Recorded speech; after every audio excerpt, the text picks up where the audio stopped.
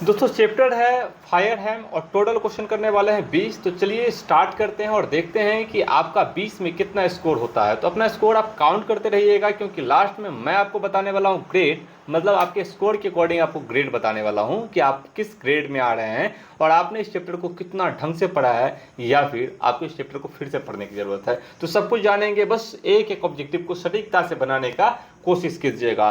देखिए सबसे पहला क्वेश्चन द फायर हैम का हमारा कह रहा है the redness of the fire appears dash to the poet. मतलब ये जो फायर का रेडनेस है, फायर का लालिमा है, ये अपीयर होता है पोएट के कहाँ पे, तो नेस, क्रूअल, एक्सेप्टेबल या कंफर्टेबल। ऑप्शन नंबर बी बिल्कुल सही है, क्रूअल है, यहाँ पे बी आंसर सही होगा।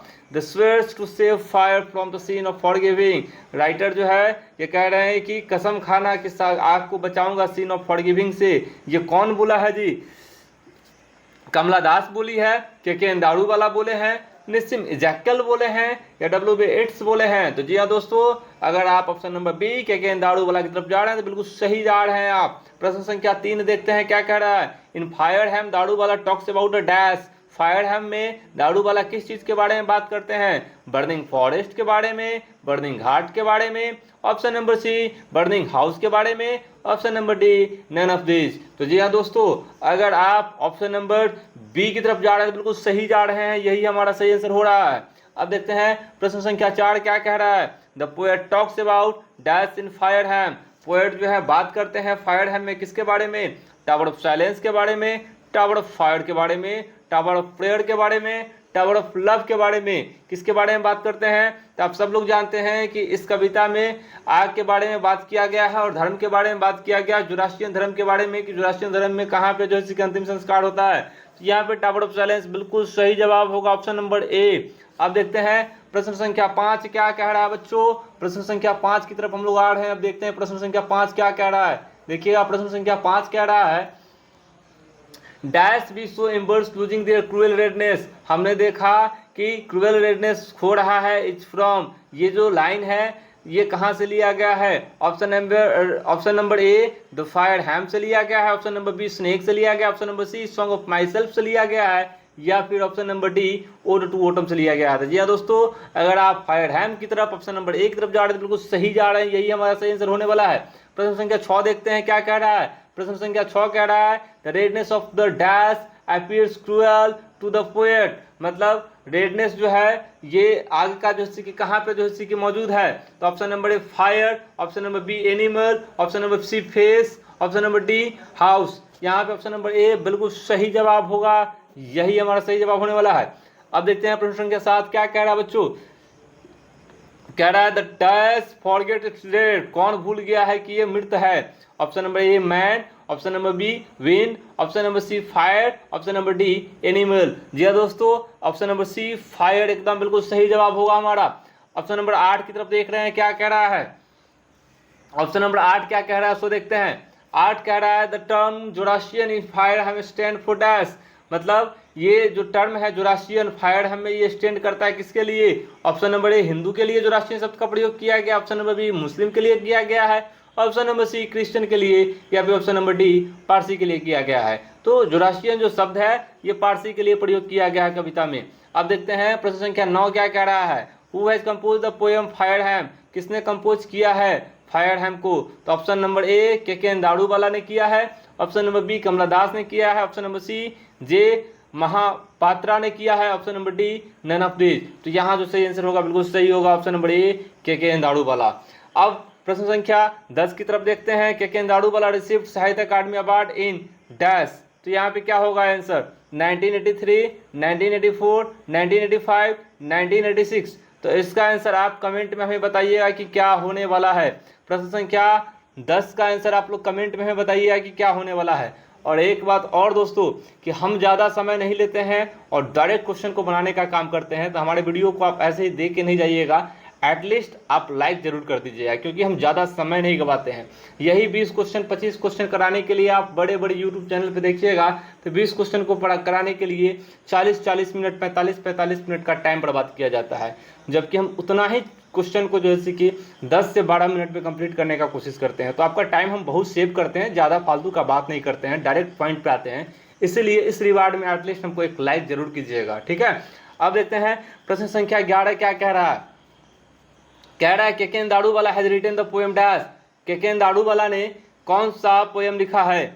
Option number A song of myself, option number B snake, option number C fire hymn, option number D the soldier. Option number C बिल्कुल सही जवाब होगा हमारा, ऑप्शन नंबर सी 11 का ऑप्शन नंबर सी होगा। अब देखते हैं प्रश्न संख्या 12 की तरफ क्या कह रहा है। प्रश्न संख्या 12 कह रहा है Keki N Daruwalla is an dash poet. Keki N Daruwalla एक कैसे पोएट है? तो option number A American poet है, option number B Indo Anglian poet है, ऑप्शन नंबर सी अफ्रीकन है, ऑप्शन नंबर डी ब्रिटिश है। तो यहाँ पे केकेन दारूवाला कैसे पोएट है आपको ये बताना, अमेरिकन है, इंडो एंग्लियन है, अफ्रीकन है, ब्रिटिश है। तो इसका जो सही आंसर होगा ऑप्शन नंबर बी, ये हमारा सही आंसर होने वाला है। प्रश्न संख्या 13 देखिए क्या कह रहा है। Keki N Daruwalla was a dash poet. Keki N Daruwalla कैसे पोएट है? ऑप्शन नंबर ए पारसी है ये, ऑप्शन नंबर बी मुस्लिम है ये, ऑप्शन नंबर सी हिंदू है ये, ऑप्शन नंबर डी क्रिश्चियन है ये। क्या है? तो यहाँ पे पारसी होगा, जो राष्ट्रीय धर्म को पारसियन के अंतर्गत माना जाता है, ये आप समझ लीजिए, ठीक है।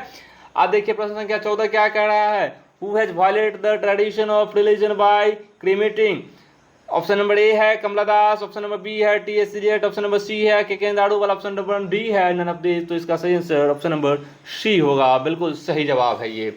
अब देखते हैं प्रश्न संख्या 15 क्या कह रहा है। कह रहा है the speaker in fire hymn belong to dash religion. मतलब फायर हैम में जो स्पीकर है वो बिलोंग करते हैं किस रिलीजन से? ऑप्शन नंबर ए इंडियन से, बी अफ्रीकन, सी जोरास्ट्रियन, डी नाइजीरियन। तो इसका जो सही आंसर होगा बिल्कुल सही जवाब होगा ऑप्शन नंबर सी जोरास्ट्रियन, बिल्कुल सही जवाब है ये। अब देखते हैं प्रश्न संख्या 16 क्या कह रहा है। केकेन दारूवाला, देखिए प्रश्न संख्या 16 क्या कह रहा है। Keki N Daruwalla consigned his newborn to the flames. मतलब किसको जो है कि अपने पहले ही बॉर्न को जो है किसको फ्लेम में जो है कि ये कर देते हैं, पहले बच्चे को कर देते हैं, बेटा को कर देते हैं, पहले डॉटर को कर देते हैं, पहले भाई को या फिर पहले सिस्टर को, किसको आग में पहले झोंक देते हैं? तो ऑप्शन नंबर ए सन होगा यहाँ पे, बिल्कुल सही जवाब होगा 16 का, ठीक है। अब देखिए 17 नंबर क्वेश्चन क्या कह रहा है।